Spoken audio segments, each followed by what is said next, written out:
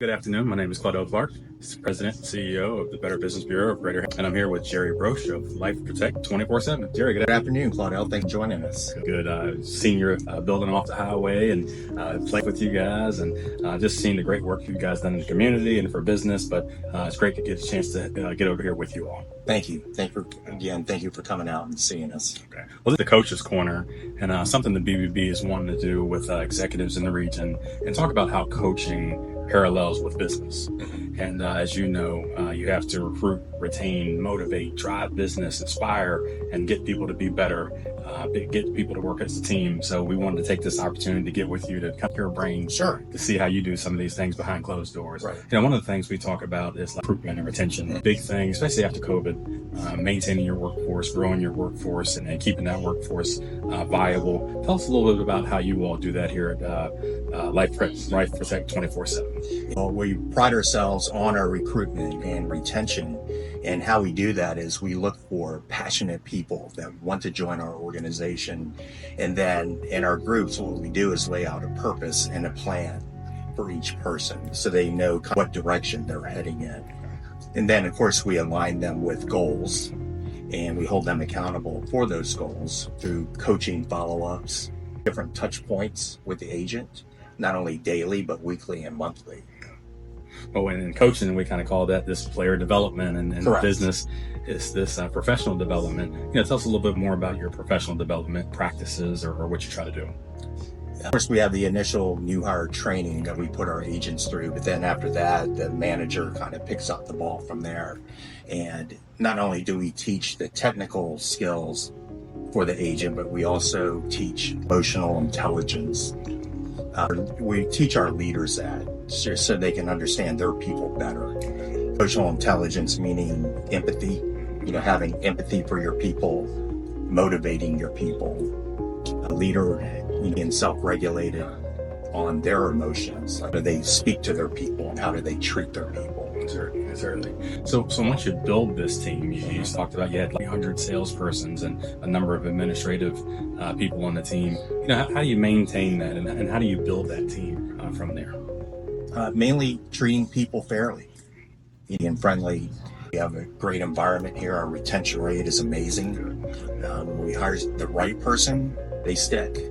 They're happy being here. They have a career path. And again, the main thing is a purpose. That's so important that you talked about the career path and for advancement and ways for people to grow their career. Tell me a little bit about some of the challenges that you guys have had to overcome here as a leadership team or as a company. Of course, after COVID, recruitment is a challenge because not only are we hiring, there's other businesses that we're competing with on that front. So that's been an ongoing challenge, but we overcome that. We have the traditional ways of recruiting individuals, through online ads, but we also offer an employee referral bonus. We refer somebody and we end up hiring them, then that agent is eligible for an employee referral bonus. So that helps. That means something very similar to what we have is like employee referrals for new accredited businesses, or accredited businesses can make referrals for their business partners or constituents to come on board with us. So something very similar. In sports and in coaching, as in executive leadership, you also have goals and metrics and things that the company is trying to strive for and grow towards. How do you stay hungry? How do you stay focused? And how do you keep that team of yours and leadership team focused and trained on that goal that you're trying to achieve for the quarter of the year? Each agent has their individual goals, and when we present them with their goals, we not only teach them what the goals are, but the why. Like, why do we need this goal achieved? Just so they have a better understanding. And so every agent under a certain manager is marching to the same music, the same cadence. It's basically teaching the agents what we're trying to do and why we're doing it. Well, you talked about the why. You talked about motivation. You talked about professional development, and all that's a part of leadership style. So to kind of conclude here, tell us a little bit about your leadership style and how that's evolved and made you the executive you are today. My leadership style is inclusive. I let them do what they do. I'm not a micromanager. However, I do constantly follow up, keep an eye on what's happening. Total engagement and getting to know the agents.